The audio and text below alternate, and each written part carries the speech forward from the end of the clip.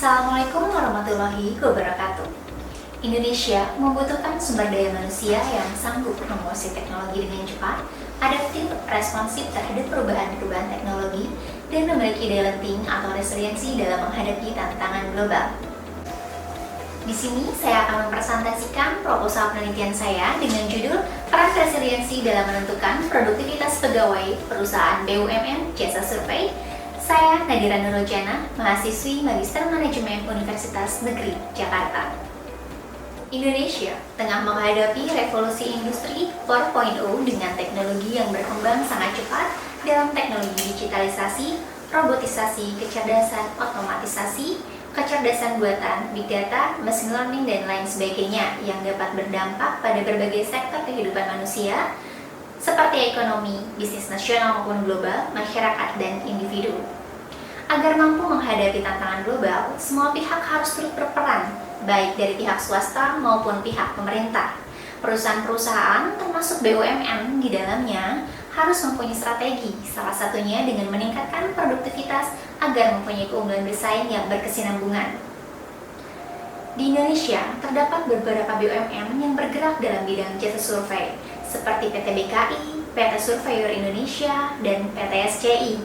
PT SCI sebagai salah satu sinergis BUMN yang bergerak di bidang jasa inspeksi dan audit, pengujian dan analisis, sertifikasi, konsultasi dan pelatihan yang lokasinya tersebar di seluruh Indonesia mempunyai kewajiban untuk berkontribusi memajukan perekonomian bangsa dengan cara menciptakan efisiensi dan produktivitas serta meningkatkan akselerasi dan kinerjanya dalam perannya sebagai agen pembangunan dan penciptaan nilai. Dalam upaya meningkatkan produktivitas, tentunya membutuhkan seorang karyawan yang mempunyai fleksibilitas yang tinggi, dinamis, dan mempunyai resiliensi untuk menghadapi masalah dan krisis yang terjadi dalam perusahaan. Resiliensi merupakan kemampuan seorang karyawan untuk mengatasi kejadian yang berat atau masalah yang terjadi dalam kehidupan dan kembali pada kondisi semula. Menjadi karyawan yang resilient merupakan sebuah skill yang dapat dipelajari, dilatih, dan dibentuk, yaitu dengan cara pelatihan dan pengembangan karir. Namun, fenomena yang terjadi di PT SCI berdasarkan hasil pra-riset yang dilakukan pada 40 karyawan PT SCI, variabel yang mempunyai skor terendah adalah variabel pengembangan karir dan pelatihan berbasis e-learning. Variabel resiliensi sudah banyak dilakukan penelitian di berbagai negara dengan variabel dependen atau independen yang berbeda-beda. Contohnya seperti di China, di negara India, Australia, New Zealand, Boston, Turki, dan lain sebagainya dengan penelitian di banking industri, sektor telekomunikasi, pegawai bidang pemasaran, dan lain sebagainya. Di Indonesia, penelitian mengenai resiliensi masih jarang dilakukan. State of the art kebaruan studi penelitian ini adalah mencari pengaruh langsung variabel resiliensi dalam menentukan pengaruh antara variabel pelatihan berbasis e-learning dan variabel pengembangan karir terhadap produktivitas pegawai, di mana penelitian terdahulu belum pernah menggunakan pendekatan ini. Sepanjang pengetahuan saya, bahwa variabel-variabel penelitian yang menggunakan pelatihan berbasis e-learning, pengembangan karir, resiliensi pegawai, dan produktivitas pegawai belum pernah dilakukan di konteks studi perusahaan BUMN jasa survei di Indonesia. Pelatihan berbasis e-learning dan pengembangan karir merupakan faktor yang dapat meningkatkan resiliensi pegawai. Pegawai yang resilient tentunya akan meningkatkan produktivitas kinerja pegawai. Namun, pengembangan karir dan pelatihan di PT SCI memperoleh nilai rendah berdasarkan hasil pra-riset yang dilakukan pada 40 karyawan PT SCI. Oleh karena itu, saya akan menganalisis seberapa besar kontribusi kedua faktor tersebut terhadap produktivitas pegawai di PT SCI ini. Oleh karena itu, saya menarik pertanyaan penelitian, yaitu yang pertama, bagaimana pengaruh pelatihan berbasis e-learning terhadap produktivitas pegawai? Yang kedua adalah bagaimana pengaruh pelatihan berbasis e-learning terhadap resiliensi pegawai? Yang ketiga, bagaimana pengaruh pengembangan karir terhadap resiliensi pegawai?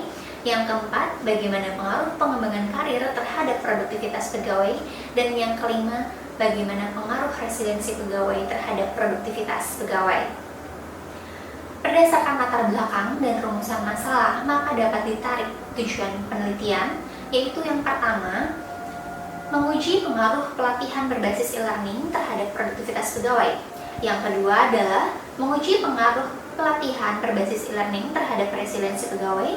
Yang ketiga adalah menguji pengaruh perkembangan karir terhadap resiliensi pegawai. Yang keempat adalah menguji pengaruh pengembangan karir terhadap produktivitas pegawai. Dan yang terakhir adalah menguji pengaruh resiliensi pegawai terhadap produktivitas pegawai. Adapun manfaat penelitian di sini, yaitu yang pertama adalah manfaat secara teoritis dan manfaat secara praktis. Yang selanjutnya adalah kajian pustaka. Penulis mengambil pengertian dari penelitian terdahulu yang menggambarkan variabel yang akan diteliti. Yang pertama adalah variabel pelatihan e-learning, yaitu pelatihan yang menggunakan teknologi informasi sebagai metode penyampaiannya dengan mengacu pada kerangka waktu pembelajaran yang jauh lebih singkat dari biasanya, dirancang khusus untuk mencapai tujuan atau keterampilan pembelajaran tertentu. Yang kedua adalah pengembangan karir, adalah sebuah proses yang berkelanjutan dari seorang individu melalui rangkaian tingkatan yang dirancang secara formal oleh organisasi atau perusahaan melalui fokus untuk mengembangkan sumber daya manusia dalam memenuhi kebutuhan organisasi. Yang ketiga adalah resiliensi pegawai, yaitu menggambarkan sejauh mana karyawan berhasil mengatasi perubahan dan kemunduran di tempat kerja dan di mana mereka dapat beradaptasi untuk berkembang di lingkungan yang baru. Yang terakhir adalah produktivitas. Produktivitas merupakan kemampuan seorang pegawai untuk melakukan tugas-tugas tertentu sesuai dengan standar akurasi, kelengkapan, biaya, dan kecepatan yang telah ditentukan sebelumnya. Nah, di sini kita akan melihat kerangka teori. Kerangka teori yang pertama adalah pelatihan berbasis e-learning dan produktivitas pegawai. Da dan Fert tahun 2013, Malaolu dan Okpuagor 2013, Ilyas et al. 2017 menyatakan bahwa pelatihan adalah instrumen yang fundamental dan efektif dalam menghasilkan produktivitas yang tinggi. Maka, hipotesis yang pertama, saya mengambil pelatihan berbasis e-learning berpengaruh signifikan terhadap produktivitas pegawai. Yang kedua adalah pelatihan berbasis e-learning dan resiliensi pegawai. Smith et al. 2018, Hoodlife 2014, dan Penhoff et al. 2016 menyatakan bahwa pelatihan online berpengaruh positif terhadap resiliensi. Oleh karena itu, saya mengambil hipotesis yang kedua.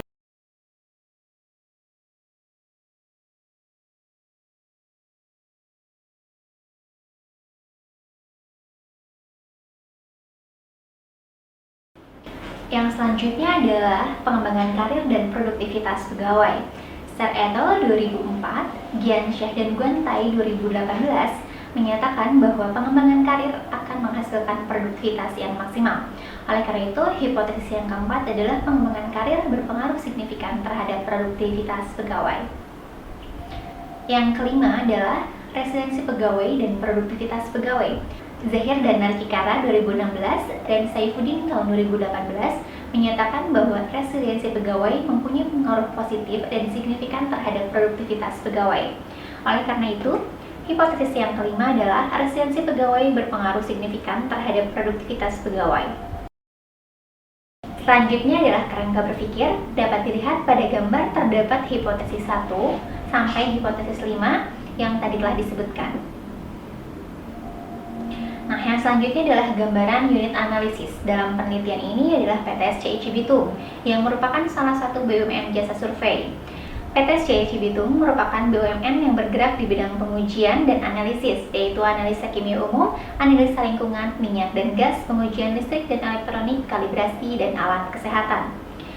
PTSCI Cibitung ini mempunyai produktivitas pegawai dengan tren yang cenderung menurun setiap tahunnya.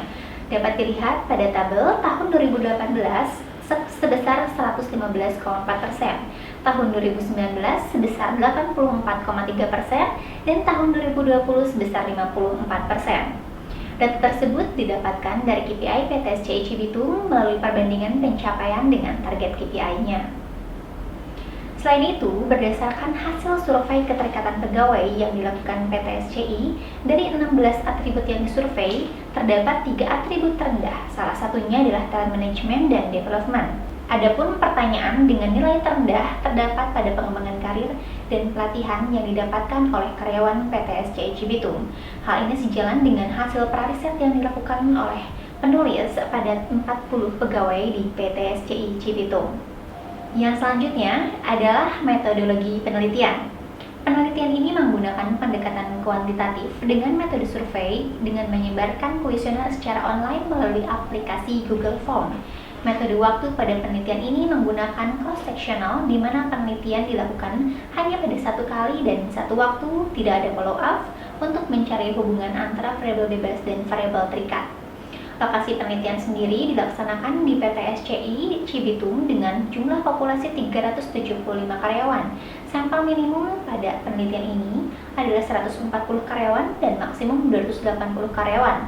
Ini diambil dari perhitungan maximum likelihood estimation dengan teknik pengambilan sampel yaitu non-probability sampling dengan desain purposive sampling. Nah, sesuai dengan definisi purposive sampling, peneliti perlu menentukan kriteria agar sesuai dengan tujuan penelitian. Kriteria sampel penelitian yang ditentukan adalah yang pertama, sampel merupakan pegawai di SCI cabang Cibitung. Yang kedua adalah sampel termasuk pegawai dengan status pegawai tetap dan pegawai tidak tetap.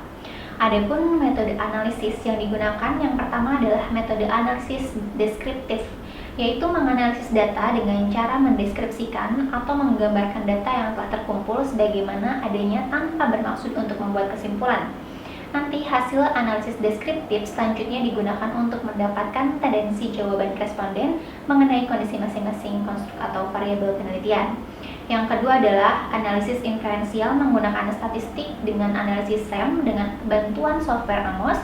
Yang ketiga adalah square multiple correlation. Analisis inferensial itu digunakan untuk menganalisis data sampel dan hasilnya diberlakukan untuk populasi atau dilakukan penarikan kesimpulan untuk populasi. Nah, di sini menggunakan analisis SEM, Structural Equation Modeling atau SEM. Di sini saya akan menjelaskan analisis inferensial yang digunakan, yaitu adalah untuk menganalisis data dan hasilnya data diberlakukan untuk populasi atau dilakukan penarikan kesimpulan untuk populasi.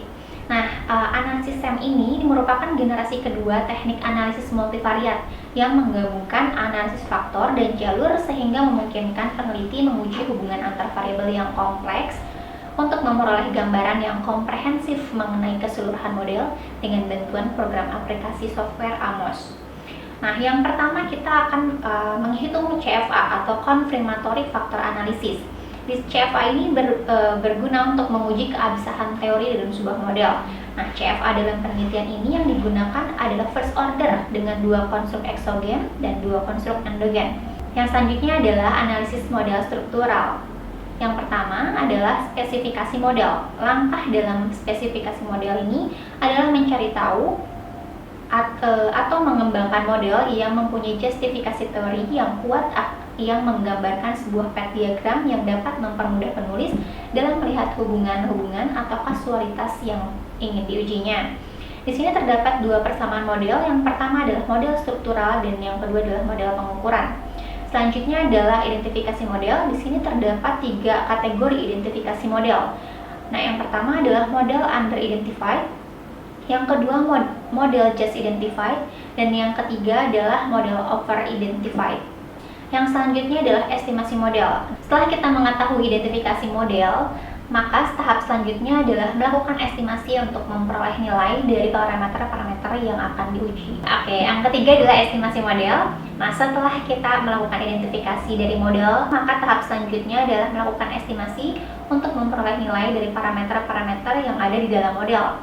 Yang selanjutnya adalah uji kecocokan atau assessment of fit. Pada tahap ini, penulis memeriksa tingkat kecocokan goodness of fit antara data dengan model, validitas dan reliabilitas model pengukuran, dan signifikansi koefisien dari model struktural.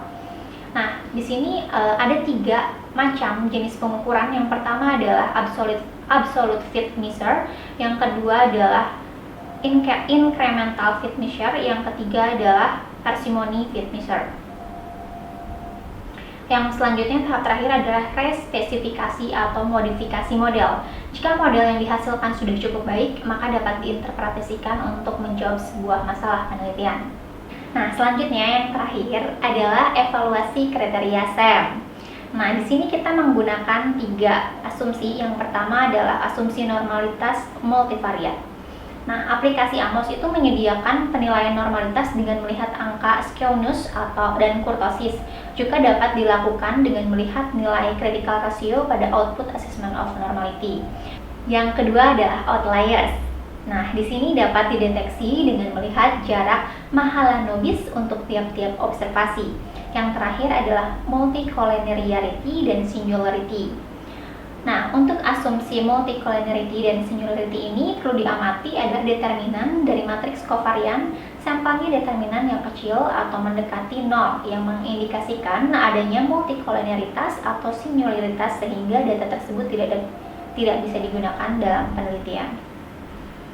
Nah, di sini ada uji hipotesis. Nah, hipotesis itu merupakan asumsi atau dugaan mengenai suatu hal yang dibuat untuk menafsirkan suatu fenomena.